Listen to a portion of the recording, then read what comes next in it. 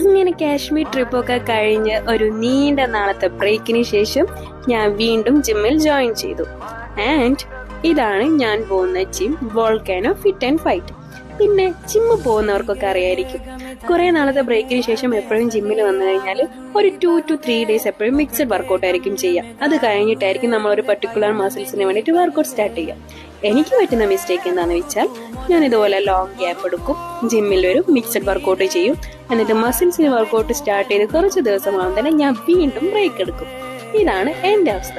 പക്ഷേ ഉണ്ടല്ലോ, ഈ വല്ലപ്പോഴൊക്കെ ഒരു ബ്രേക്ക് എടുക്കുമെങ്കിലും എനിക്ക് ജിമ്മില്ലാതെ പറ്റുകയില്ല. നിങ്ങൾക്ക് എങ്ങനെയാന്ന് കമന്റ് ചെയ്യണേ.